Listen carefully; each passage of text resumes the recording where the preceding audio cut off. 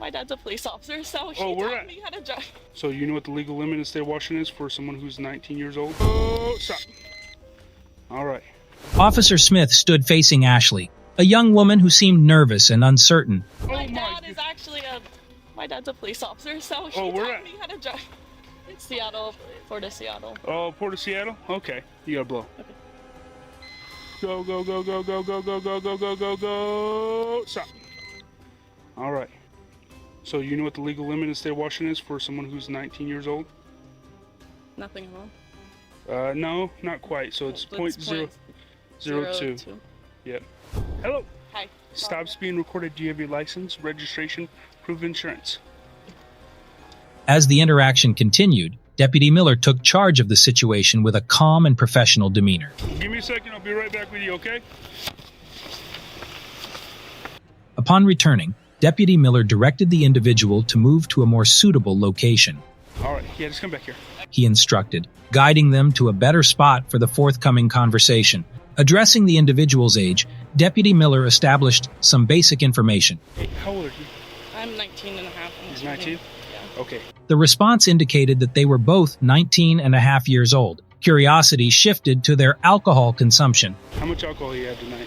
Deputy Miller asked, attempting to gauge the situation. The individual admitted to consuming some alcohol but emphasized their nervousness. Attempting to clarify the amount, Deputy Miller inquired about specific drinks. How many beers or shots do you... Seeking a clearer understanding of their intake, the conversation then delved into the timing of their last drink. Okay, when was your last one? The individual explained that their last drink was a couple of hours ago, perhaps even 3 hours prior. Detecting the smell of alcohol on their breath, Deputy Miller proposed an option. All right, here's what I'd like to do, okay? I do smell it coming from your breath still, okay? Would you like to do some voluntary field sobriety tests? Sure. It's up to you. Reassuringly, Deputy Miller aimed to make the individual comfortable. Sure. It's up to you. I don't know what that means. So it's voluntary, is what I'm saying. Sure. Okay, so let's go over here where... In preparation for the tests, Deputy Miller mentioned the weather conditions. Well, it's starting to rain a little bit. I just don't want you getting cold. All right.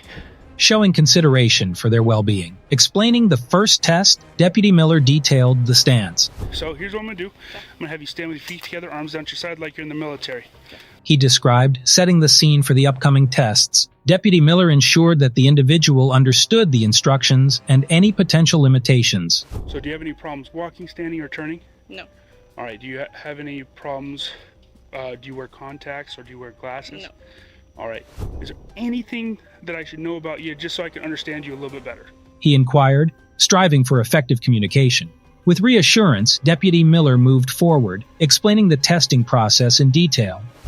First thing, okay, so it's important for you to understand, okay, your ability to follow my instructions are just as important as the tests themselves, okay? He proceeded to explain the first test, involving the individual's gaze. Do not start any of the tests until I've finished explaining, demonstrating, and telling you to begin the test. Do you understand? Yes. All right. As the ordeal was coming to a close, Deputy Miller's compassion and commitment to ensuring Allison's well-being were evident. Take me home. Stay in. He reassured her, his voice carrying a sense of care. Sensing a possible discomfort, Deputy Miller offered to intervene on Allison's behalf. You want me to speak to him? It's up to you. He asked, providing his support in a difficult situation. Allison considered her family dynamics before responding. I mean, you know your family. I don't mind doing it. He was willing to step in and mediate the conversation if it would help. As the decision was made, Deputy Miller shared his perspective. I mean, you know your family. I don't mind doing it. He reiterated. He was ready to handle any potential anger that might arise from the situation. With their course of action determined, Deputy Miller confirmed Allison's agreement. Okay. All right. Well, let's get you out to the holding place, okay? He directed, focusing on getting her safely back. Before they left, Deputy Miller needed to complete the necessary paperwork. I got to give you a form, okay? He explained, preparing the required documentation. Driver's license, registration, proof of just so you're aware, contacts being recorded. All right, come on back over here. Number 2. In the quiet night, Deputy Miller of the sheriff's office pulled over a car, his flashing lights casting an eerie glow on the roadside. A young woman named Allison was behind the wheel, her car lacking both headlights and taillights. Hello, Deputy Miller Sheriff's Office. Deputy Miller began, approaching the vehicle with practiced professionalism. Driver's license, registration, proof of insurance. Allison fumbled for her documents, acknowledging the recording of their interaction. Yeah, there we go. It was on off.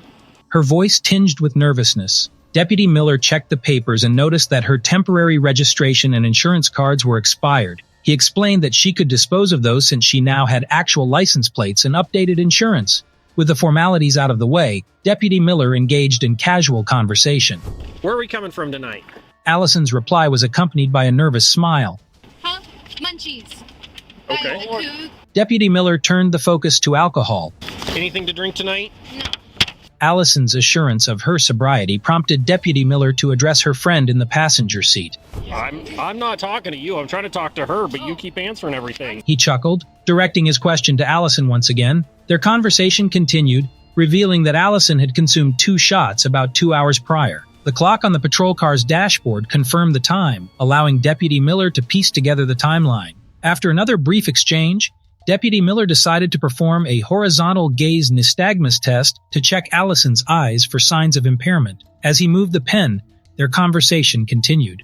The reason I'm stopping you is no headlights. Deputy Miller asked, guiding Allison's gaze. No headlights? Why? You have no taillights on right now, which I assume means... The field sobriety test followed, with Deputy Miller explaining the procedures and asking Allison to follow his instructions. Her honesty about her inexperience with the tests led to a few more light-hearted moments. "Can I adjust the seat?" she inquired. "Sure thing," Deputy Miller replied, his tone easygoing. Allison shared details about her job at a coffee shop and her dog named Macho Pacha, named after her favorite movie character.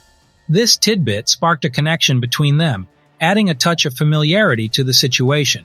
So, for this next one, we're going to imagine there is a straight line out in front of you, and it's going to involve walking. Did you want to take your boots off? If I can, yes, that would be good, Yeah. because I'm just... Yep. Eventually, they reached the final test, the one-leg stand. With her boots off, Allison raised her foot, counting as she focused on maintaining her balance. 1001, 1002, 1003. Deputy Miller's voice remained calm and supportive. Keep your arms at your side. Okay. As the field sobriety test concluded, Deputy Miller's tone shifted slightly. So the last portion of this is the preliminary breath test. A discussion about the test's purpose followed, allowing Allison to make an informed decision. Personally, I was taught that, I should take something after you take me to the station. Allison admitted. Deputy Miller patiently explained the situation, acknowledging her concerns. With the test results indicating she was over the legal limit for someone under 21, Deputy Miller approached the next steps carefully. So you're going to be under arrest, but before I do that, I would like to allow you to put your shoes back on. That's fine. Okay? Do you want to do that? Yeah. Okay, let's go ahead and put your shoes back on. Their conversation maintained a respectful tone, even in the face of the impending arrest. With Allison now safely in the back of Deputy Miller's patrol car, the next phase of the process began. All right.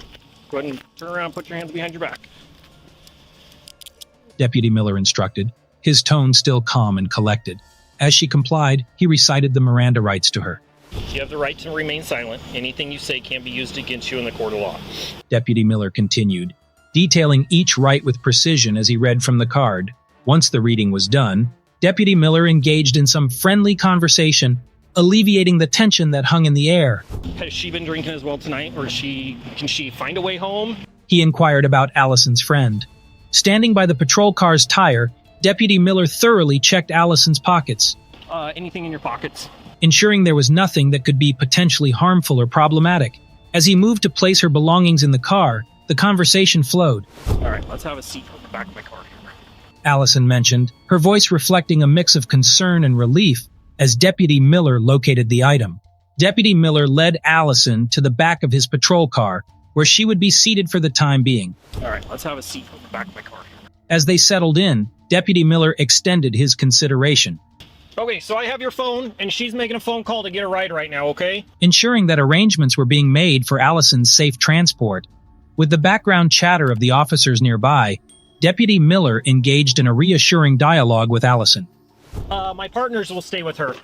conveying a sense of security even in this apprehensive moment. As the formalities continued, Deputy Miller escorted Allison to another area. Step up on the sidewalk and go down that direction, he directed, guiding her toward a suitable location. Meanwhile, inside the police station, Deputy Miller's actions were captured by the recording equipment. I am still video and audio recording, I don't remember if I told you, but I am still video and audio recording, okay? he announced, ensuring transparency in the process. I'm sorry, they're just walking. No, that's fine. I'm so sorry. Right here, my lights at. I want you to face me for a police substation. Or I'm gonna. Number 3. On the evening of December 28, 2022, an unexpected incident sent ripples through a quiet town. As the witness looked on, a white vehicle collided with a traffic light, the impact jarring enough to dislodge a part of the car's bumper, which came to rest on the road. The vehicle swiftly sped away, leaving behind a trail of confusion and scattered debris. The witness, taking note of the hit and run, promptly alerted the authorities. Around 15 minutes after the call, the police acted swiftly, zeroing in on the suspect's vehicle. Over that police department. Pulled over for 2 reasons, okay? For one, you're speeding back there at Central and Elm. It's at 25, you're going 35. The reason I pulled you over right there and broke into Paris is a stop sign. You need to slow down. I did not see that. I am sorry. Is your driver's license? Yes, sir. Insurance? It was located at a nearby gas station parked across the road. What they didn't expect was the identity of the driver, a person they hadn't anticipated would be at the wheel. The driver, a 21-year-old named Teresa, found herself at the center of attention as law enforcement officers approached her. The officers had been informed of the incident involving the traffic light and were ready to get to the bottom of things. With a sense of professionalism, they engaged Teresa in a conversation, aiming to uncover the truth behind the incident. Teresa's responses held a mix of surprise and denial. She claimed innocence, stating that she hadn't hit the traffic pole and that her bumper had been damaged due to a prior collision with a deer in Pennsylvania. Her story, however, raised suspicions among the officers on the scene. A peculiar aspect of Teresa's behavior was her repeated mentioning of her father, who happened to be an officer with the local police department. It appeared as though she was hoping that her connection to law enforcement would somehow work in her favor. I'm sorry, I just didn't know where to pull over. I'm sorry, because I know it's kind of like, I felt bad in the freeway area. As the conversation progressed, Teresa's attempts to involve her father seemed to underscore her desire to evade the consequences of her actions. Despite her efforts, the officers weren't swayed by the name-dropping. They pressed on with their inquiry, carefully piecing together the details. Over that police department. Pulled over for 2 reasons, okay? For one, you're speeding back there at Central and Elm. It's at 25, you're going 35. The reason I pulled you over right there and broke into Paris is a stop sign. You need to slow down. I did not see that. I am sorry. Is your driver's license? Yes, sir. Insurance? Teresa's story began to unravel as the officers questioned her further. The pieces of the puzzle weren't adding up. Her claim of hitting a deer and the coincidental fall of her bumper during the traffic light incident raised eyebrows.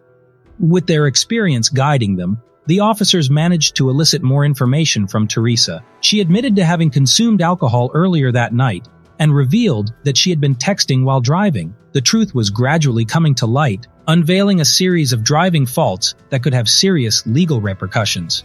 As the officers continued their conversation with Teresa, it became evident that her predicament was far more serious than she initially thought. She finally admitted to striking the traffic pole and fleeing the scene out of fear of being arrested for driving under the influence. The officers recognized that Teresa's intoxication wasn't as subtle as she believed.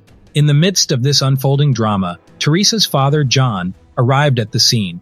Despite her hopes for his intervention, it became clear that John was there to provide accurate information, not to wield his influence. Just wait in the car until we do some paperwork and then we'll give you a ride, okay? You should have guys. Anytime.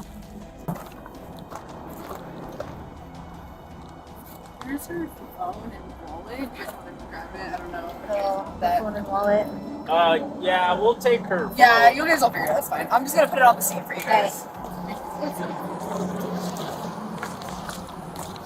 He confirmed that Teresa's vehicle had sustained prior damage from hitting a deer in Pennsylvania, but he couldn't account for the discrepancy between that damage and the condition of the car now. The officers, guided by a desire to uncover the truth, maintained a professional demeanor throughout the interaction with John. His willingness to provide accurate information demonstrated the commitment to transparency within the police force. The officers weren't swayed by his affiliation. They were determined to establish the facts.